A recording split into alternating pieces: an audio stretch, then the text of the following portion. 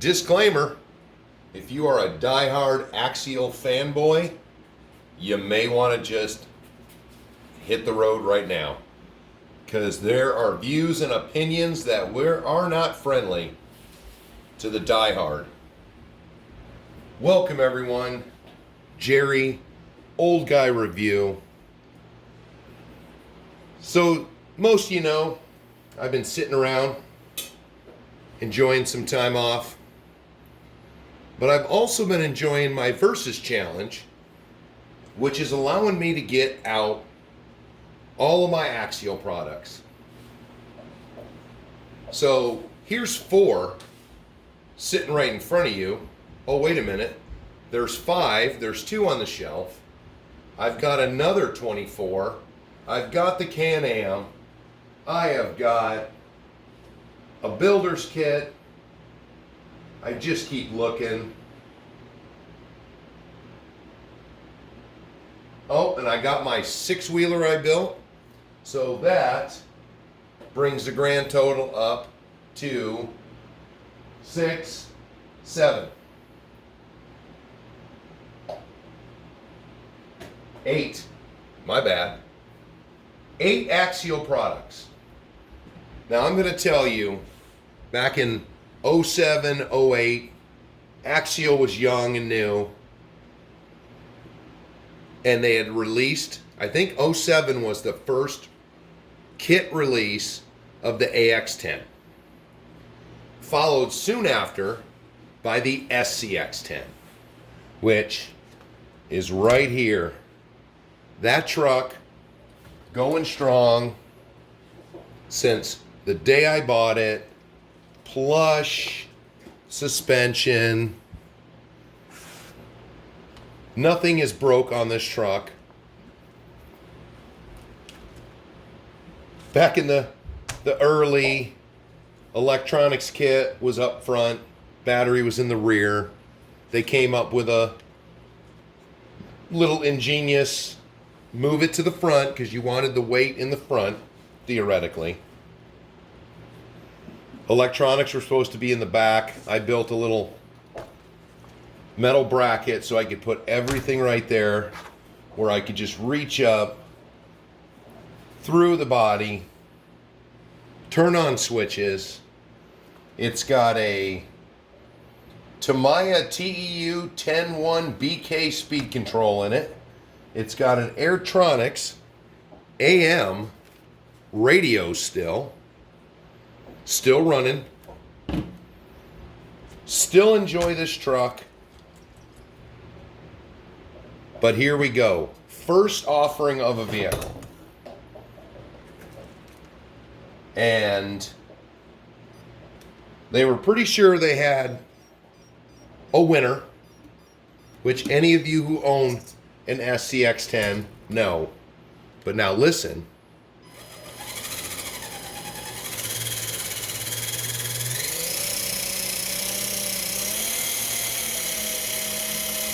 A bit of a noisy drivetrain. Not horrible.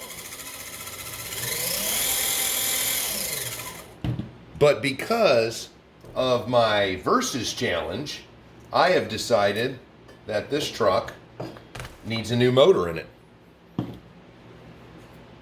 But here you go. What is it? That's 10, 12, 13 years since this truck came out. Axial did not come out with a replacement until 10 years after this truck had been out. 10 years of testing, of trying different things, different versions you had.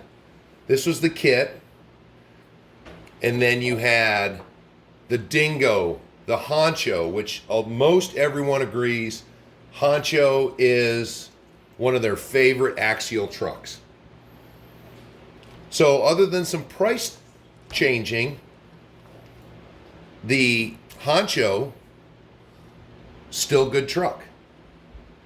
Now, I haven't looked at one in a while, so I don't know. If anyone knows, let me know in the comments. Did they change it up to the SCX 10.2, or is it still the OG? Because I know when the Honcho came out, that's when I bought a body for this one. Other than wheels and tires, that I believe these ones came on the 17 CRC Wrangler. I think that's where these tires and wheels came from. But, boom. First offering. Very solid truck. Learned over the years. Made it better. 10 years strong. Same vehicle. Pretty good.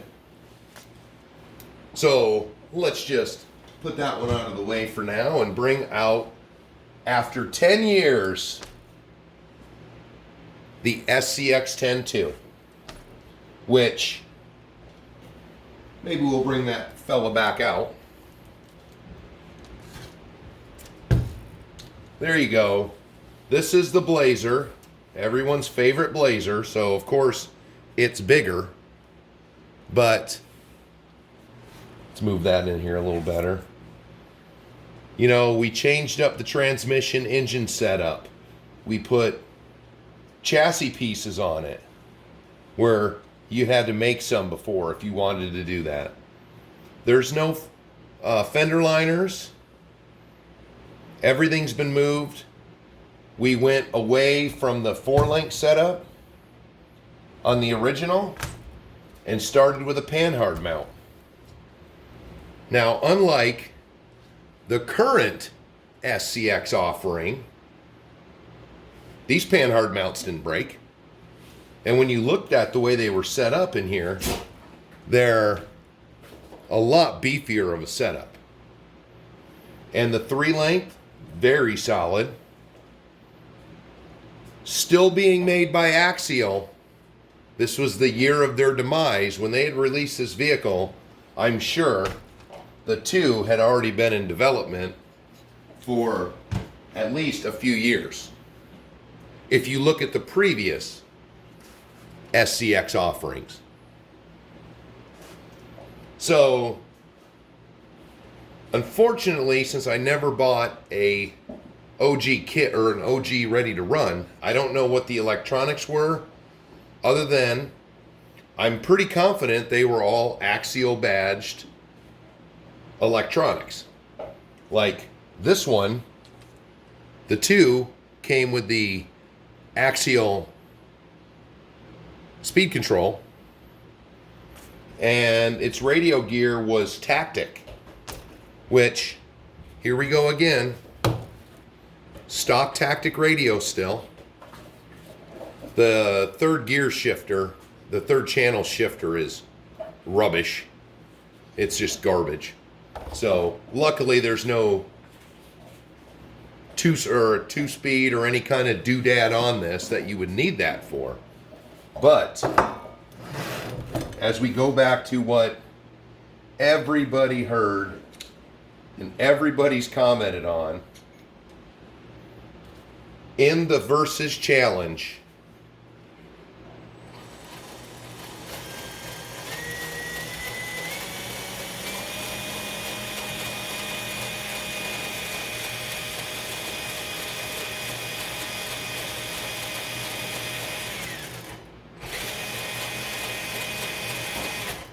listen to that drivetrain. And that is what I think years and years of obvious R&D they did on this vehicle. How many RC cars with all metal gears can you just hear the motor run and not hear any of the gearing? Once again, just like the one, just plush, beautiful suspension work.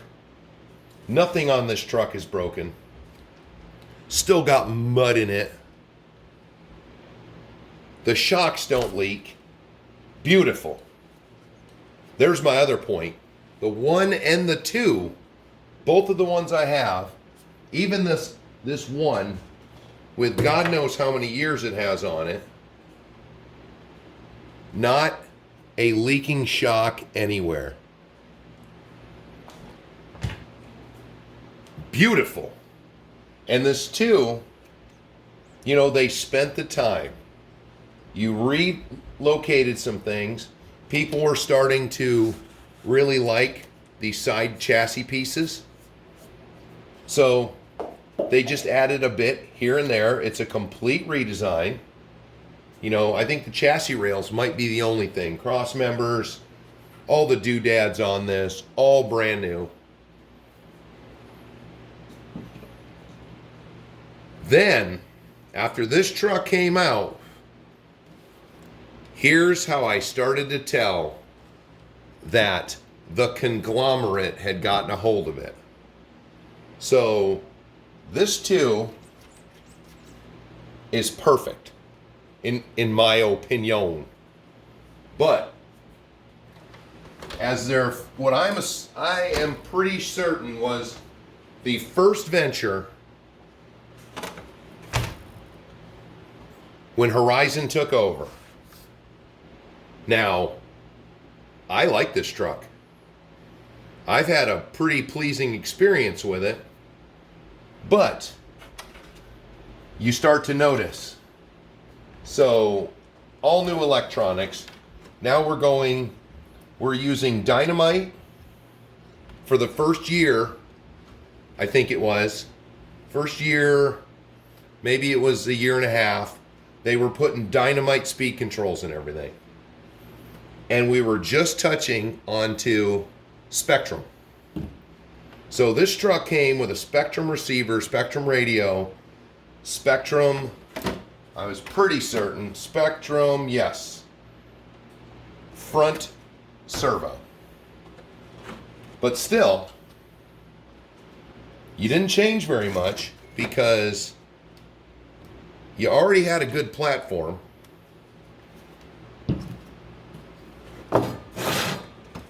So we're still using the SCX2, just with all of our preferred electronics.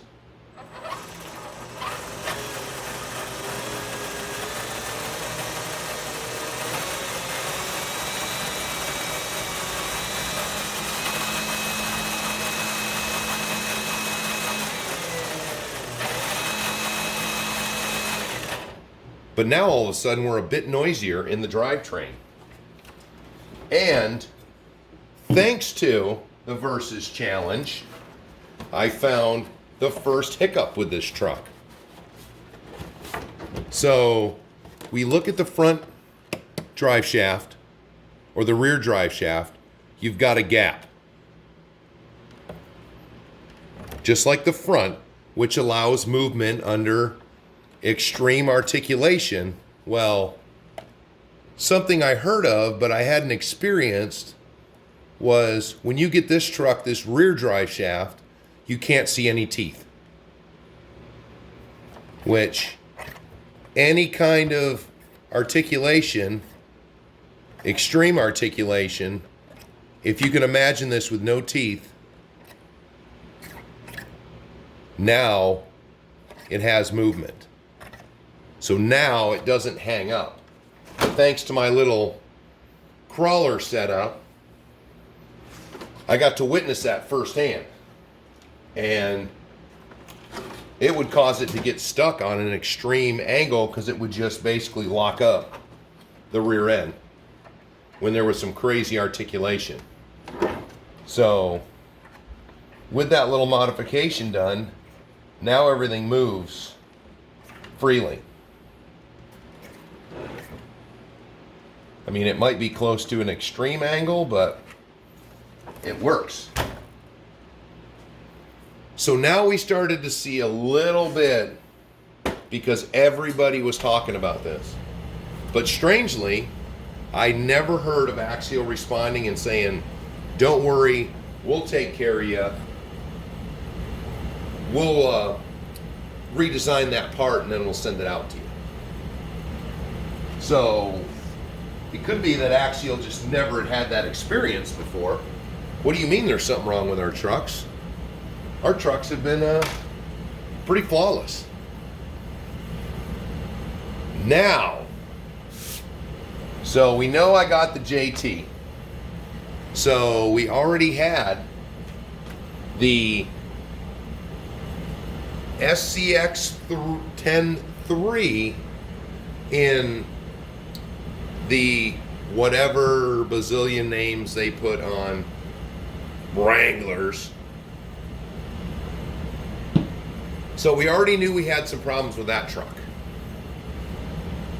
Never addressed any of them, which, let me go through the list. What the panhard mount would break constantly. The little shifting gears or the little shifting servos would catch on fire, or they would just smoke and be bad. I've heard a couple of people, I haven't heard a lot of people that talk about the speed control does the same thing. You can smoke the speed control in the truck. I mean, that may be operator error, but since we're already having problems with the shift servos, which I heard somebody recommend that there's a spring on it, and they say if you cut the spring in half, it allows better movement, because basically this switch, you hold the dig switch on. Now, I don't know how that works with the transmission shifting, but if I ever decide to put the 2-speed in there, I guess I'll find out. But now that I've become aware of that, why would I want to buy a Spectrum SX107 servo if it's just going to smoke on me potentially? And that's where my biggest thing is. Now we've released a second truck. We're using the same stuff. So a guy like me who was keeping track of all that, you know, I've got to buy another part.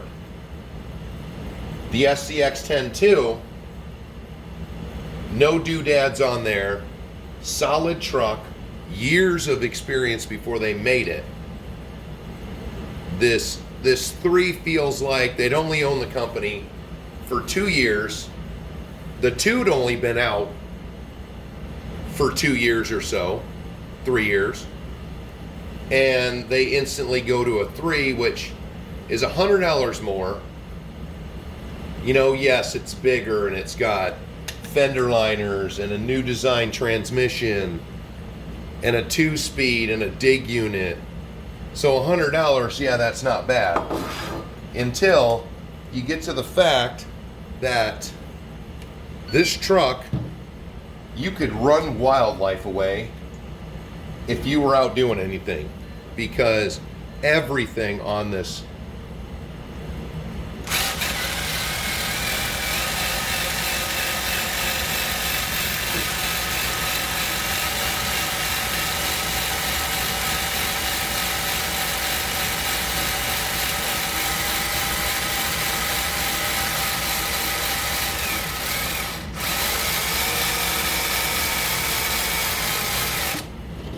in the long run, not horribly bad, but when you look at their last outing with the SCX 10.2, maybe I got the holy grail of ones and it's just that beautifully quiet, but I've watched other people's videos with the 2s, and most of the 2s are a lot smoother, a lot quieter than this 3.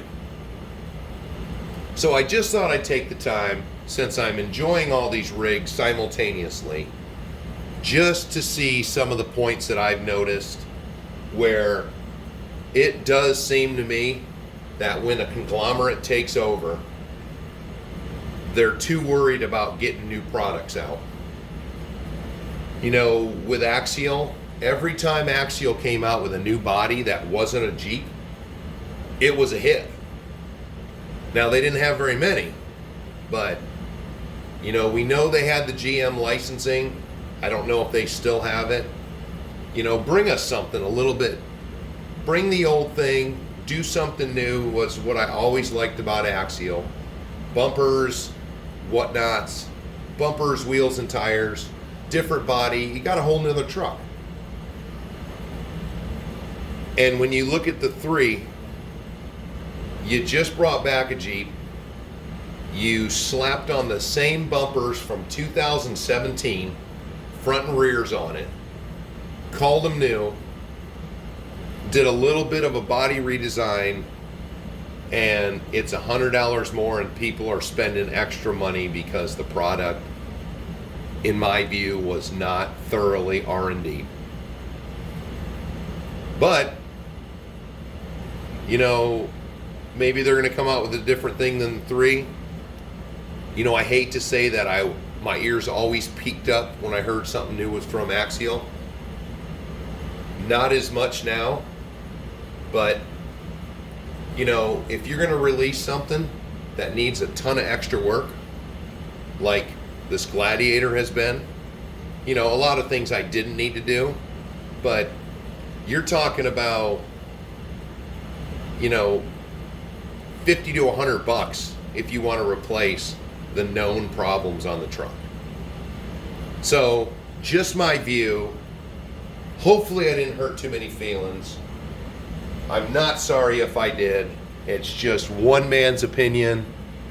Let me know in the comments how you feel, if you've had any of these multiple products, and if you've also noticed that they're trying to appease the masses with eye candy over functionality. Until the next video, my friends, see you later.